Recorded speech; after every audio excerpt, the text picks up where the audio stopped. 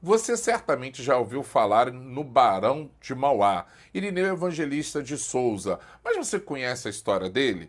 Ele foi certamente um dos homens mais ricos do Império do Brasil. Construiu ferrovias, portos, construiu estradas, foi banqueiro, político, industrial. A sua fortuna no auge da sua carreira representava cerca de 115 mil contos de réis, ou seja, maior até do que o orçamento do Império, que na época era de 97 mil contos de réis. Aliás, se fizermos uma conversão livre para os dias de hoje, ele estaria entre os 15 homens mais ricos do mundo, pois sua fortuna estaria orçada em 80 bilhões de dólares. Ele era contra a escravidão. Das 16 maiores empresas do Brasil, 8 eram suas, mas acabou caindo em desgraça política porque era abolicionista e defensor dos ideais liberais. Esse era o Barão de Mauá e eu vou contar a história deles para vocês hoje.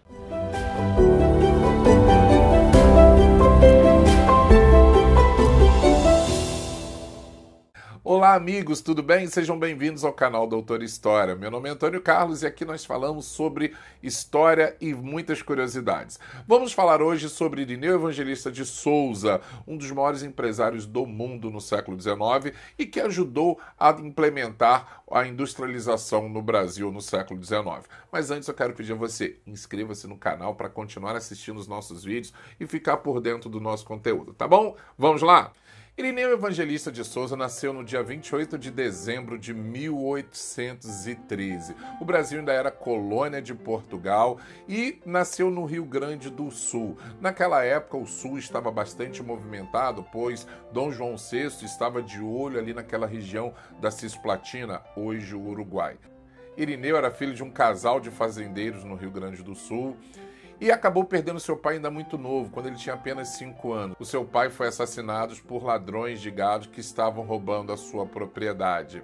A mãe de Irineu casou-se novamente, mas o padrasto não aceitava os filhos daquele casamento. Tanto que a irmã dele casou-se rapidamente, apenas com 12 anos de idade, e Irineu foi viver com seu tio, José Batista de Carvalho, no Rio de Janeiro, e ali trabalhava numa loja em troca de comida.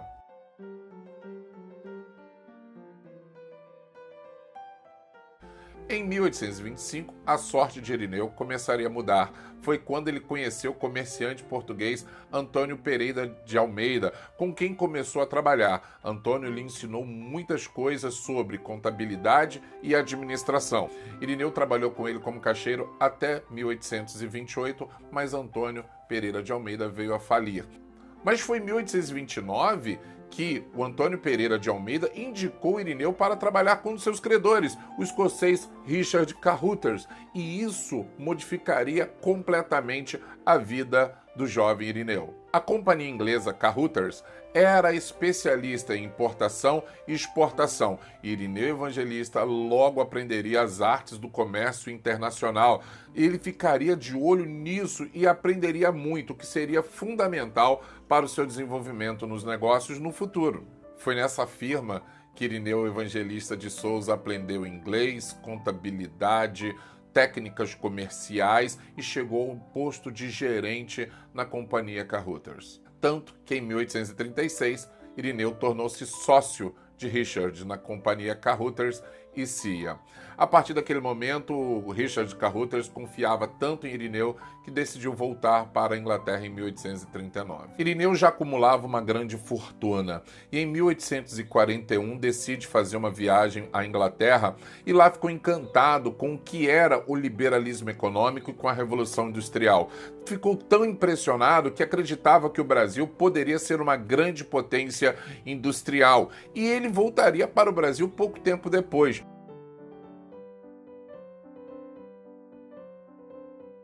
Mas em 1841 ele voltou para o Brasil e casou-se com a sua sobrinha Maria Joaquina de Souza Machado, com quem teve vários filhos, mas infelizmente vários vieram morrer por conta desse casamento endogâmico, com pessoas do mesmo sangue. 1845 foi um ano decisivo para o Império do Brasil, pois acabava a última grande revolta do período regencial, a Revolução Farroupilha, que inclusive Irineu foi acusado de ajudar líderes rebeldes naquela época. Mas foi nessa época que ele vendeu seu patrimônio da companhia Carruthers e decidiu investir no ramo industrial. Ele comprou na época uma fundição e criou ali um estaleiro naval para construir navios, o que traria para ele muita riqueza no futuro muito próximo. A partir daquele momento, Irineu Evangelista de Souza só cresceria durante um bom tempo. Ele seria o responsável, por exemplo, por pegar grandes contratos com o governo imperial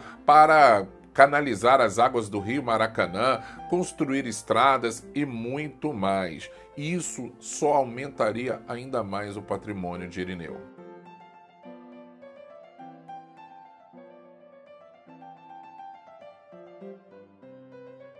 Em 1851, fundou a Companhia de Iluminação a Gás do Rio de Janeiro. Em 1852, fundaria a Companhia de Navegação do Amazonas e a Companhia Fluminense de Transporte. Mas o seu grande empreendimento viria em 1854 com a construção da primeira estrada de ferro do Brasil, ligando o porto da Baía de Guanabara à Serra de Estrela, onde hoje fica o município de Magé. Esse era um feito muito grande, embora fossem apenas 14 quilômetros de extensão ferroviária, era o primeiro grande empreendimento do Brasil nesse sentido. E Dom Pedro, admirando seu feito, concedeu-lhe em 1854 o título então de Barão de Mauá. Irineu entrava assim para a nobreza brasileira. Mas nem tudo era flores na vida de Irineu Evangelista. É que a partir de 1850 ele tornou-se persona não grata no Império, porque o Império do Brasil sempre teve interesses nas questões ali do Rio do Prata.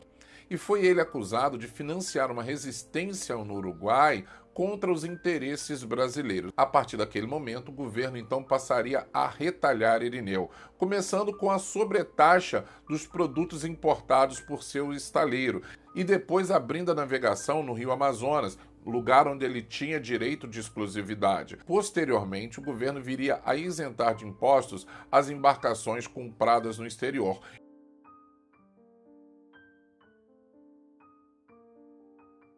Mauá chegou a ser deputado provincial, deputado geral, inclusive de 1856 até 1873, quando ele renunciou ao cargo para cuidar dos seus negócios ainda no meio do seu mandato, porque afinal de contas as coisas não iam tão bem para o seu lado. Em 1875, sem ver muitas perspectivas no desenvolvimento industrial no Brasil e sofrendo boicotes a todo tempo do governo, Mauá decidiu encerrar os seus negócios com seu banco e pagou todos os seus credores e passou a atuar como comerciante de café. Naquela época, Mauá já tinha 76 anos, tinha problemas de saúde como diabetes, por exemplo, e foi viver uma vida digna e confortável em Petrópolis. O Império do Brasil seguia ainda escravocrata, uma coisa que Irineu era extremamente contra. Mas Irineu ainda teve a oportunidade de ver o fim da escravidão no Brasil. E mais de um ano depois, no dia 21 de outubro de 1889, Irineu Evangelista de Souza, o Visconde do Mauá, veio a falecer na cidade de Petrópolis. Ele nem chegou a ver o fim do Império do Brasil, que seria destituído dias depois. Mauá certamente deixou um dos grandes legados para o Brasil. Foi um grande industrial, um grande visionário, um homem que deixou sua marca na nossa história. E aí, vocês gostaram dessa história? Se vocês gostarem, comentem, deixem os seus comentários, as suas ideias aí. Tá bom? Um forte abraço!